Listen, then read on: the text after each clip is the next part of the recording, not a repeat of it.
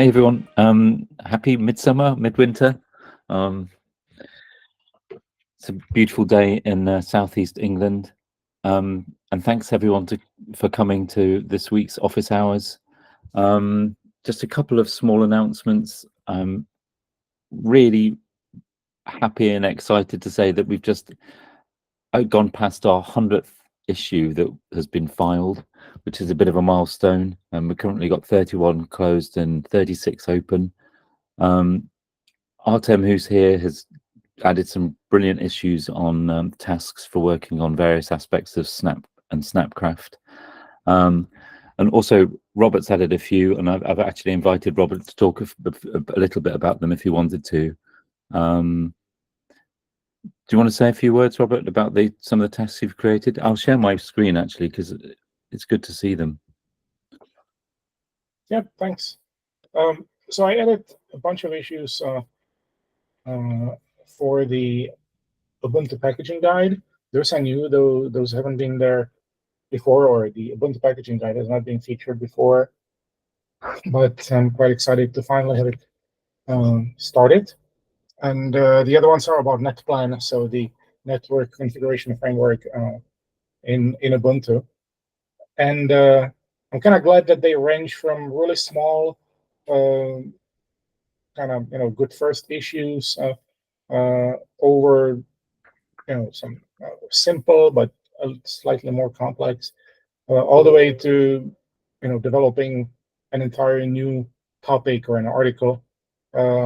It shouldn't be that difficult because I've tried to include lots of reference information and lots of context, and so it's not exactly putting together a completely new stuff, but it will need to be considered as a sort of collating information, perhaps making sure that they're up to date, and then putting them together and submitting them in the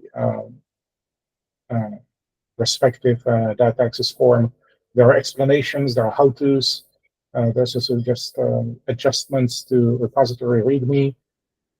So yeah, I'm quite happy that I finally got that in.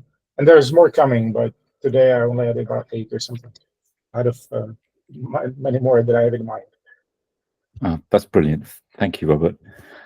So I'm going to hand the session over to Artem, who's put a wonderful presentation together on advice for getting hired as a technical author. So over to you, Artem. Thank you, Graham. Taking over. And here we go. Can you see me? Yes, you can. So, my name's Artem, and today we're talking about some assorted tips for getting hired as a technical writer, technical author. The difference will be explained in a while in a separate presentation by our own Kirtana, who's not here, unfortunately. So, here's the general outline, and we'll try to get to the last portion of it, the real-life example, which is pretty educational. First of all, you need to be prepared for actually starting this process, starting on this path, because some items that I'm talking about here don't come easily, so you need to start well beforehand. First of all, the most important part of what you are going to do is writing. So your key skill is versatile writing in a professional setting. And the rest of the slide discusses what goes into this professional setting exactly. You need to be aware how documentation plays into the general scheme of things. You need to understand the roles, the stages, and so on within a software company, within a technology company, doesn't matter. You need to be aware of industry standards in, besides grammar, besides spelling, besides the obvious parts. You need to be aware of industry standards, which are listed in detail here, in style and information architecture and the like.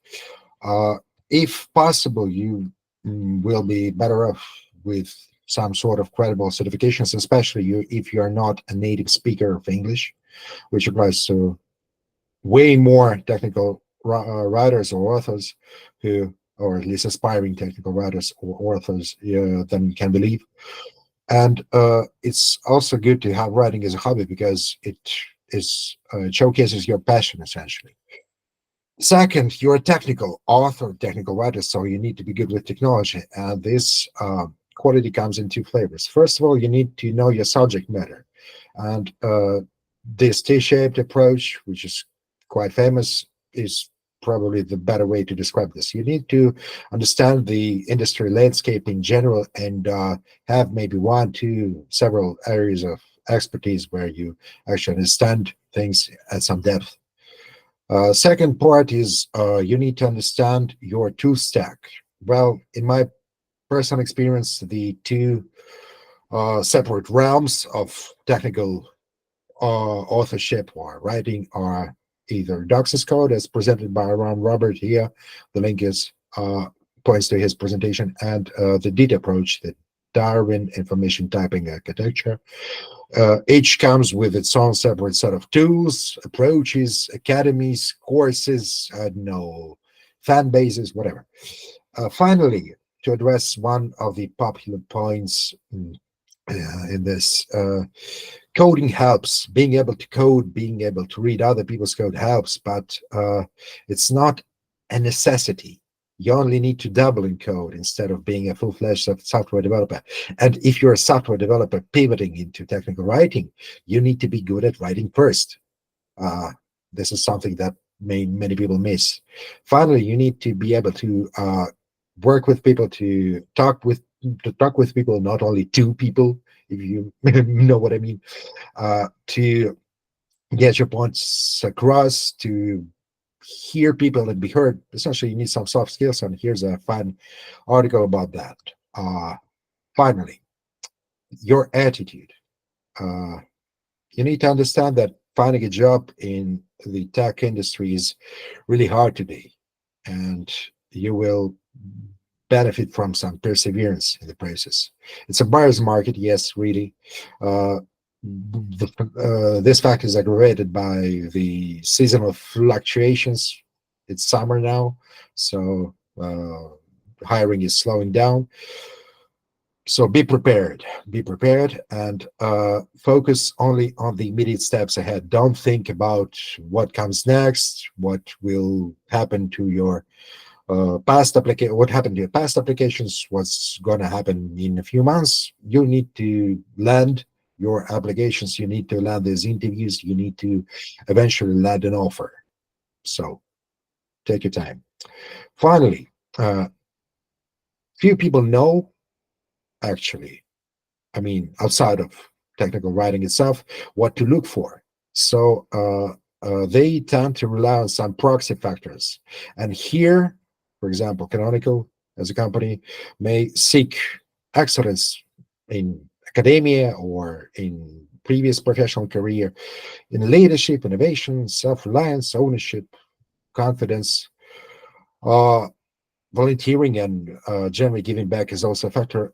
Essentially, if you have any of this, you will be way better off, even if you're just an aspiring author, as opposed to maybe a situation where you lack any of this, but you write well.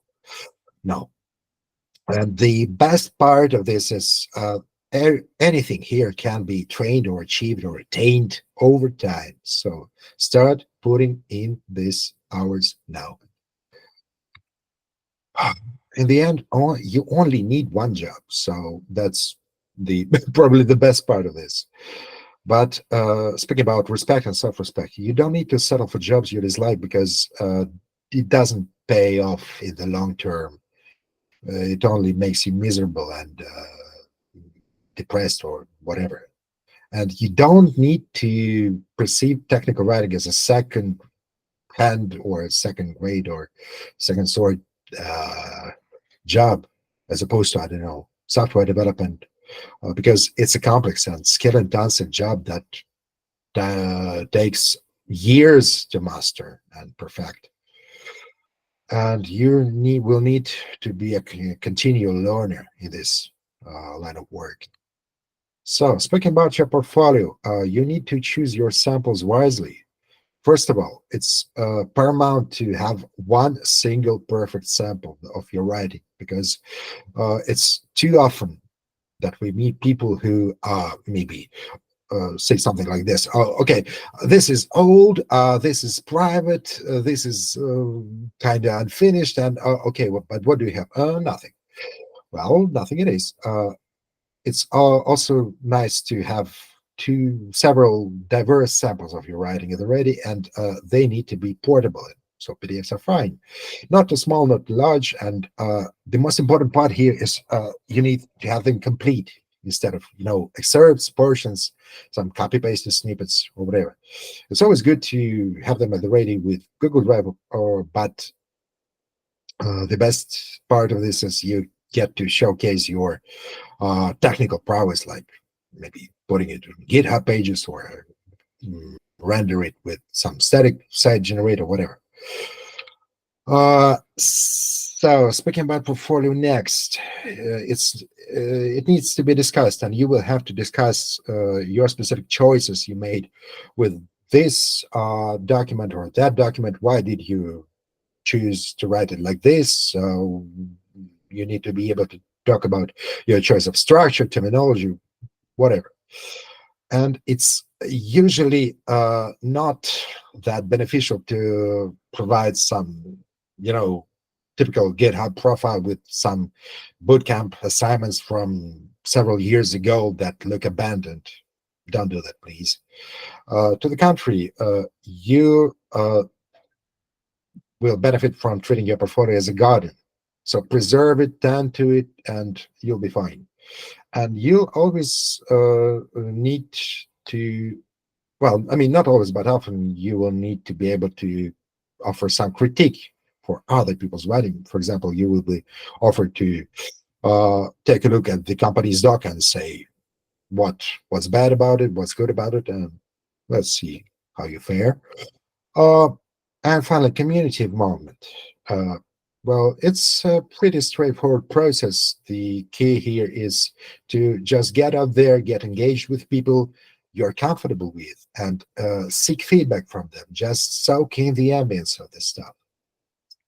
You don't need to go like full throttle. You don't need to become a star immediately. You just need to become a regular. You just need to show some presence, and you will benefit from this greatly. I added some specific links, but if you have anything to share here, please drop the links in the chat box. So when it comes to applications, actual applications on LinkedIn, on Indeed, on Glassdoor, whatever, first of all, you don't need to be afraid of being ghosted or rejected, because you always will be. Lots of rejection, lots of no, cold attitude out there. And you also need to aim only for those job postings or openings that kind of suit you, at least to some degree. And for this, you need to understand the leveling frameworks that companies use. Make sure you pay enough attention to formal requirements, because way too many people ignore that, even experienced people. And be prepared that you may start hearing back in weeks and months. So speaking about hiring funnel, here's a typical good case of hiring. So your applications, your responses will not always be progress or yield any meaningful interviews or even responses. And the worst part of this is that passing the initial stage, the screening of an application, is can be beyond your control, because it's done by HR people, by AI, by God knows what else. You will probably benefit from prioritizing some of your applications for big, good, interesting companies you like, or jobs you like, and keeping the rest, well, decent. The extremely important part is to avoid falling in love with the job. Falling in love with the job, falling in love with the job posting, falling in love with anything before you get an actual factual job offer. And well, that never pays off. You may end up ignoring a really, really good opportunity just because you fell in love with something that looked promising, but turned out to be well beyond your reach. So you need to stay in the loop. You need to go on hustling, if I may, and be prepared for this process to take months with any major player in the market.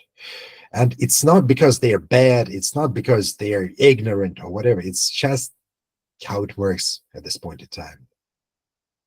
Because there are many people involved in progressing each and every candidate through this funnel. So finally, talking to actual factual people. When you get to the talking phase, you need to understand whether you're talking to a writer or a non-writer, because you need to focus your conversation on different items. For non-writers, you need to offer value. And with writers, you will be talking about the craft of writing, obviously. It's too often that employers just don't really know what to look for in a technical writer and technical. Okay, what shall we ask them? I don't know. Well, let's see some examples. Let's do this. Let's do that. And it's up to you to help them to see the value in you, to help them see what you bring to the table. So here's a very basic and very simple idea for a pitch is just take a look at their own existing docs and show that you can exercise all sorts of professional skills, from understanding the tech stack of the documentation, like, okay, I see you're using, I don't know, Jekyll or DocuSource or I don't know, Drupal or whatever, and but you're maybe could benefit from altering the structure in such and such a way. And really dumb but really important part, look up the people you're about to talk to and start with, I don't know, learning the pronunciation of the names, and be aware that some of them may be really famous in the software industry. Like, okay, I created OpenAI. Hello, nice to meet you. And speaking about high and mighty, let's maybe reverse this conversation and maybe talk about the less pleasant parts of this process. Some people tend to look down upon recruiters, especially if they approach them with cold calls or whatever. Please don't do that. Please be nice to everyone you meet, from the very basic position in HR to, I don't know, CTO or something. Oh, next. What comes next is you submit your CV, presumably with a cover letter, and the first thing is you need to tailor it for your for the position you are applying for. But remember the 80% I mentioned previously, because generic CVs don't usually work for really good positions. People tend to be picky there. You need to emphasize how your CV plays into their requirements, their job posting, and pay attention to formal aspects of this. Because if they need a PDF submission, don't submit a docx. If they need 2 pages, write 2 pages, not 3. Basic stuff like this. You will also need to focus on the most relevant parts of your experience, instead of saying, okay, I did this, I did that, I was a pizza delivery guy, then I joined the Navy, then I did time. Okay, but what does it have to do with me? I don't know. People tend to lose focus when your CV is too long, and you need to focus it on your outcomes, on the value, on the added value of your employment, instead of, okay, I was responsible for this, I did that, I wrote documents, I worked at my workplace, and I did work. Well, that's not too impressive. And for this, you will need numbers. You improved, I don't know, support cases. Maybe your documentation helped drop support cases by 50%. Wow, you're amazing. Let's hire you. And the ultimate question you're facing is, should we hire you? Not can we hire? We can hire anybody. I mean, we, Canonical, Google, Meta, Facebook, whatever. But should we? So, speaking about the attitude, if we talk about the craft of writing cover letters, please be professional and rely on your self-respect. All too often, people almost beg for a job. I so need you to hire me. Please don't do it. It will score you no points. Instead of this, please explain what value are you bringing to this table. Never lie, never twist facts, never, I don't know, keep silent about maybe the less appealing parts of your career, because you will eventually be called out for that. The next part, I cannot overemphasize the importance of this, because this is irregular. Check your grammar and spelling before submitting anything, because you're a writer. It's okay for a developer to make, I know, spelling mistakes, but for a writer, it's really bad. Same as with them. Essentially, take your first submissions as your first take-home test. Now, when you're preparing for interviews and applications and talks with people from the company you're applying with, well, first of all, prepare to answer for everything you wrote. Literally everything, every single sentence. Next, make sure you understand what the job, first of all, requires from you and entails for you.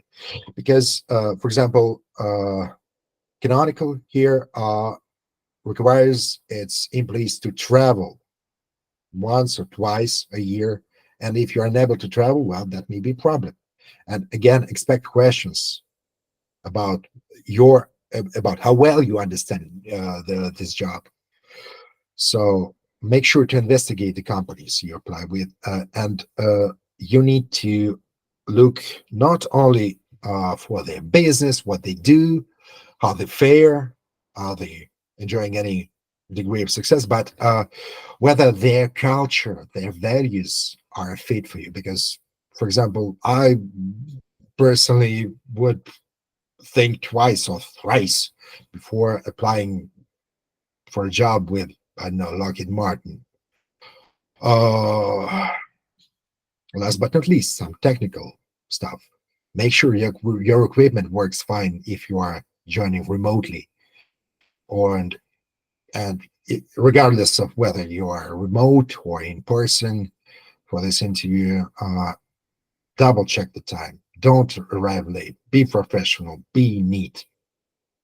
Don't. That happens too often. I'm sorry. So when we speak about interviewing, it's absolutely fine to be nervous, as you can see by my behavior here. But you need to understand that no one's out there to get you, and not because they're too kind. They just don't care about you that much. And you'll be getting better and better with practice. You won't be having one single interview that will land you your dream job. You will have 1, 2, 5, 10, 12. You will lose count eventually.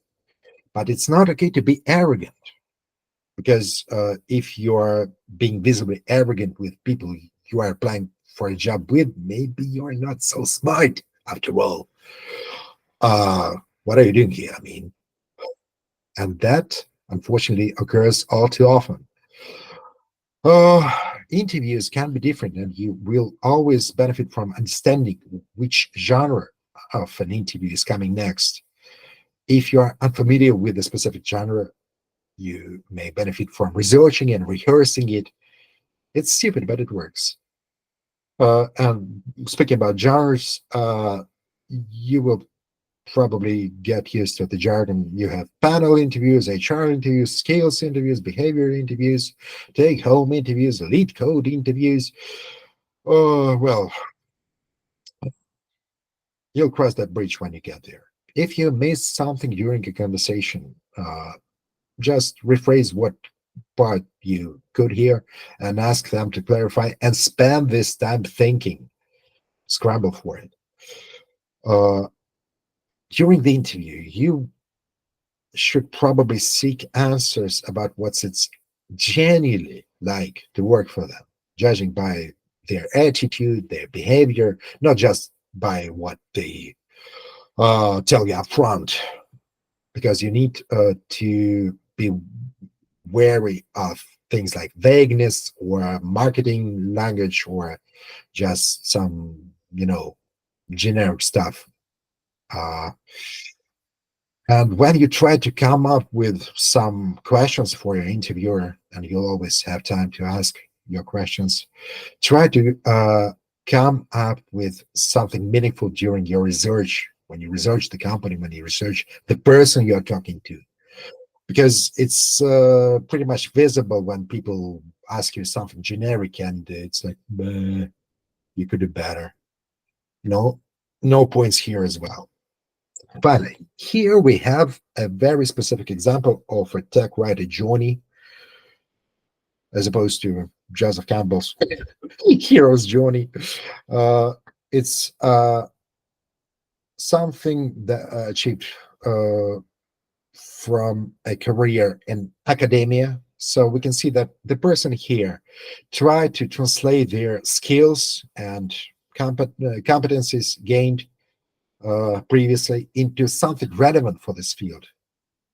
The skills they lacked, they tried to learn, and then they presented this as a whole neat, as an entire neat package that played well into job posting, and well, they landed the job. So the key outtake of this presentation, the single thing I want you to do after we're finished with this conversation, is to start applying now and start preparing now, because you will have no better time than this. That's it. Thank you very much. Thank you so much, Artem. That was really good. And we should mention that there's so much detail and information in those slides that the slides will be attached to the recording and the forum post. On your behalf, is there anybody that has any questions about Artem's, what the things that Artem brought up that we can test him on? Sally, go for it.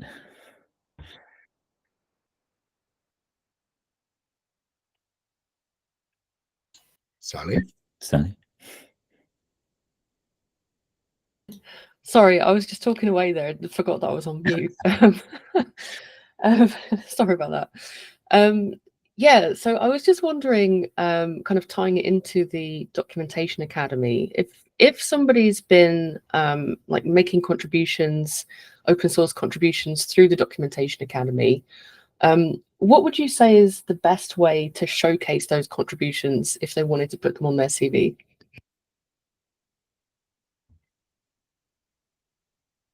Do you want to answer this, Artem, or shall I give it a go? Absolutely. Well, that depends on the genre of your CV, because it can be a one-page condensed block of text, or this full-fledged curriculum vitae. And I would probably put that somewhere around extracurricular activities, volunteering, or maybe professional education, which it is, kinda. So somewhere in between these two. Just to give us these. The other thing that I was going to say was, it's one of the reasons why we're tracking everything on GitHub, so that there's a record of contributions that people can link to specifically or extract at any point to show the work that they've done and the kind of conversations they may have had. Yeah, Robert, Go for it. I was going to add to that to Sally's question, I wouldn't say that it's not that important to showcase the contributions or the involvement in a CV or elsewhere. It needs to be mentioned, and it's good to mention it. Or if the application asks for it, then of course mention it by all means. But the most important thing is to be able to back it up, because it's sufficient to say, I am an active contributor to open source docs on multiple projects and have been for whatever, 3 years already. But if the reality does not actually correspond with that claim, it's so easy to see that. It's so easy for the recruiters or for the team or for whoever is the agent of the company to conclude that you're making it up just because you assume that that particular company would put some value on that. And this is, I don't think that can be emphasized enough. Like there don't have to be contributions for the past 20 years, but if you claim to have some, actually do have some. And that comes back to what Artem said. It's it's not important to be a star right from the start, because you can start contributing or getting involved in meetups and docs and contributions almost immediately. But it really pays to build it up over time, so that then the backing up of those claims comes easy. Yeah, I just wanted to add that it's exactly the Miranda rights. Everything you say will be used against you.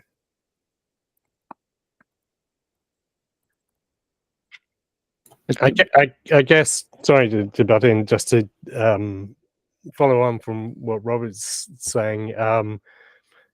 Open source is really great for this, because everything is out in the open. A lot of people may have experience, but they that experience may be hidden by being done for some corporation on some internal documentation or something that isn't public facing, or even when it is public facing, it's not attributable to an individual person.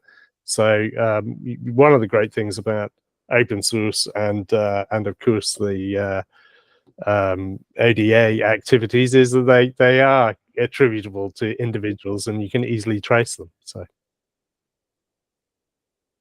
yeah, Robert. That's a great point from Nick, and I would add to that it's much better. Like if you were to apply today, I had no contributions to your name. It's much better to say, I haven't actually been active in open source or in whatever those contributions might be, but I'm looking into it or something like that. It's much better than to state, I haven't had a chance, or just say, oh, all my contributions are behind the paywall, because that's not actually true. Everybody has a chance. It's just whether you took it or not, and just so trying to hedge or hide behind I didn't have the opportunity, something like that. Now that really sounds very shallow.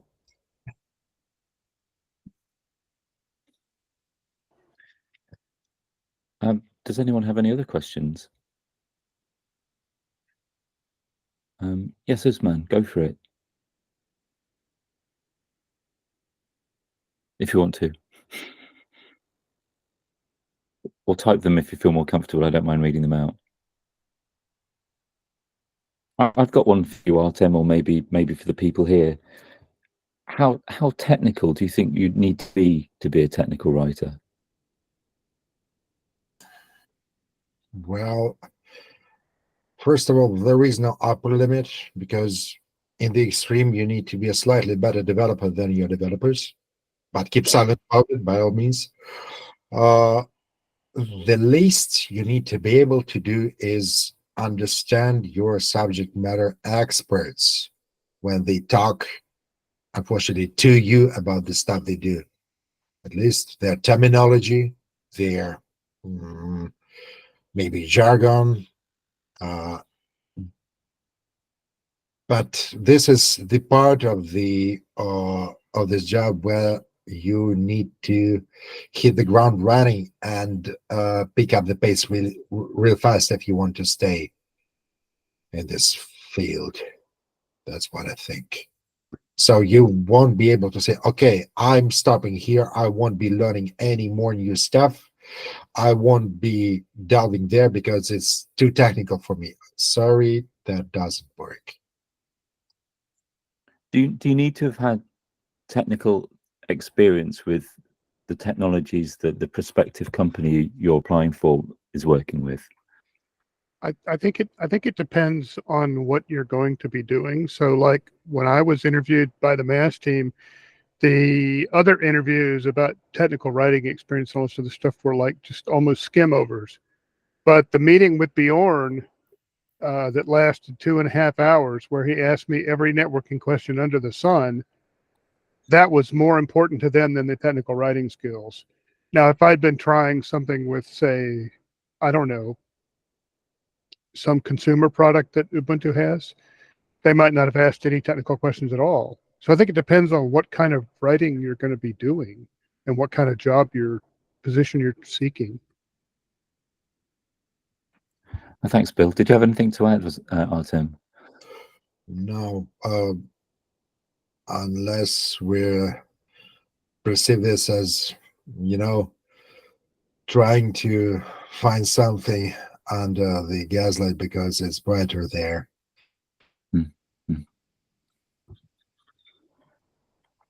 Usman? Usman, yeah. Hello. Hello.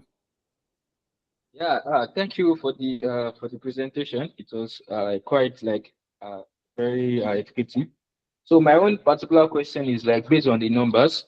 So I actually have been wanted to ask someone this particular question. So there are some projects or some even open source contribution that are probably make. But the question is I don't really know how can I quantify their effectiveness. I'm sorry, it's not the effectiveness, their how are they impacting people? What is how do I quantify the numbers? There is this contribution which I made, which I actually I improved the unit testing. So the question is, how can I quantify that particular that particular contribution while I'm writing my CV or resume or something? Let's maybe use a pathetic approach to this one.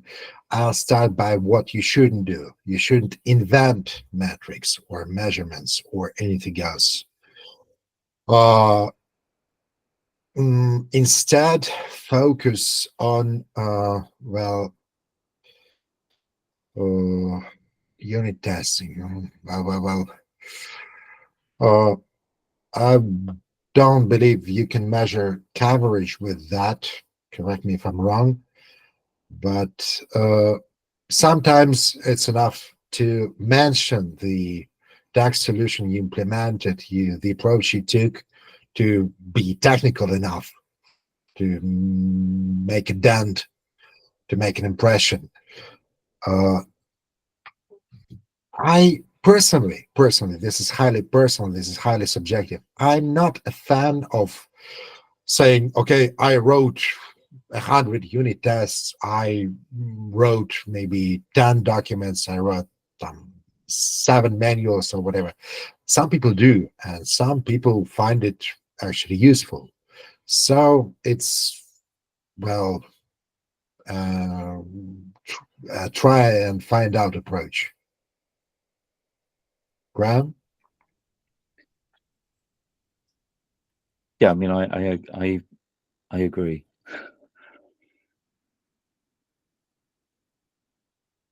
Does that help us, man? Yeah, definitely.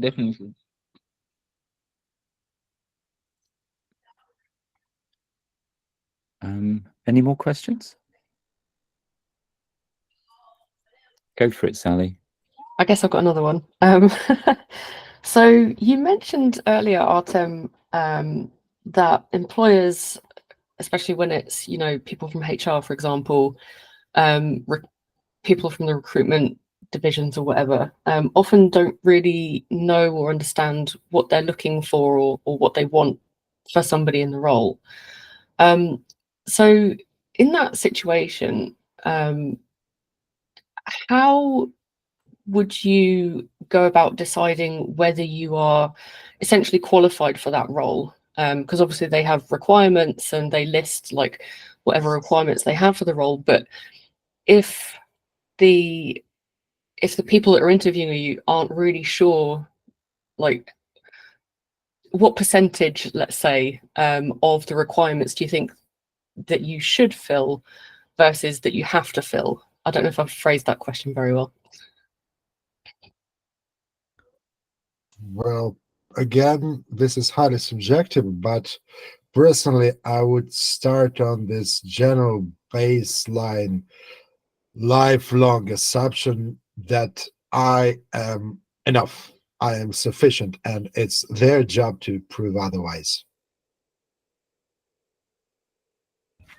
It helps a lot, professionally and otherwise, really. I was also going to say that there have been cases where perhaps as a percentage of coverage what an applicant may have for a role that we've been looking for is there maybe been small, but they've been exceptional in some ways that we just can't ignore. So, you know, if you're exceptional in some way, especially in terms of, you know, technical documentation, that can make up for a lot, even if it's not directly being paid to write technical documentation.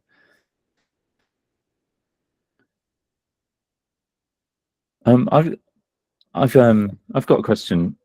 It's a bit of a strange one, I suppose, but you mentioned, Artem, that it's good to do writing as a hobby. And the perception of technical writing is, I think, that it's not particularly hobby friendly, or maybe the style is dry. Do you think that's true? Do you think there's much room for creativity in technical writing, and does that kind of connect to writing as a hobby? Absolutely, absolutely. People build careers out of this. If specifically, I'm going to point you in the direction of technical writing journalism,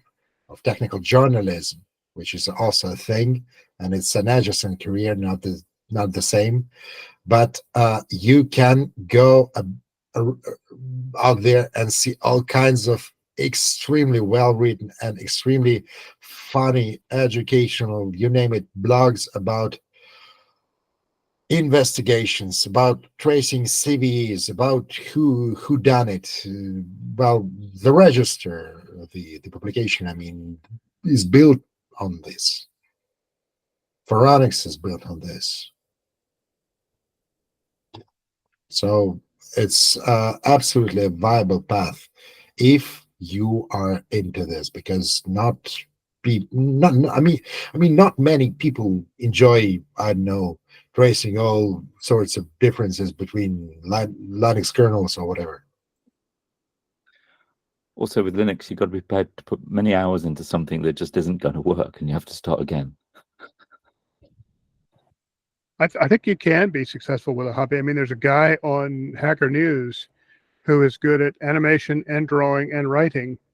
And he does things like explain how a pocket watch works or explain how a bicycle works. And they always shoot right to the top because they're huge, they're long, they're involved, but everybody reads them till the end and they just totally grab onto it. So yeah, it can be a hobby. Not sure what else this person does, but they apparently have time to do this. Well, I think something that Artem mentioned in his presentation was continual learning. And I think that that's really key to it. You know, you're not satisfied as a person unless you're continually learning. Yeah, that's the guy, Artem. And I use guy because he says he's a guy. Does anyone want to ask any more questions? Oh, Sally. Sorry, that just brought another question to mind. No, So engineers obviously have like coding tests is quite a common practice as part of the interview process. So what kind of tests might one face as a technical writer during the interview process?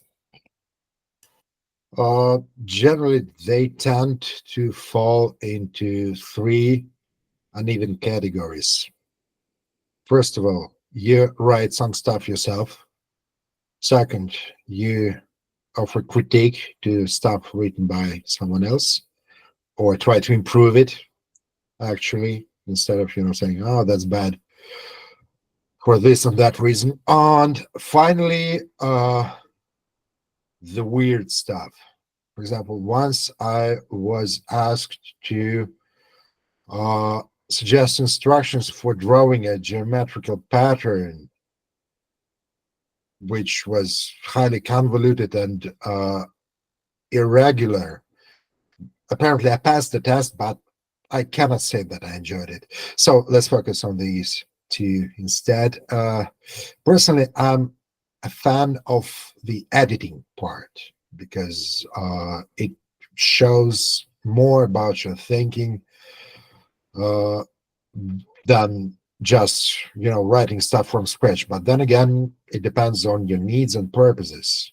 If you are expecting your new hire to do reviews, to work with other tech writers, then maybe they need to be able to edit really well, or take edits, accept edits, I don't know, argue the edits even, because arguing is also a point of the documentation life cycle.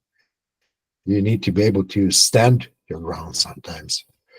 As for writing from scratch, well, with the advent of large language modules, the value is severely depreciated, but still, it can be used as a viable way of interviewing people, with one condition: if you go through this writing example with them afterwards and ask them about each and every choice they made and put into this, because otherwise it's just, okay, that's good, okay, that's bad. Now, a scholar rating is not something you're aiming for, probably.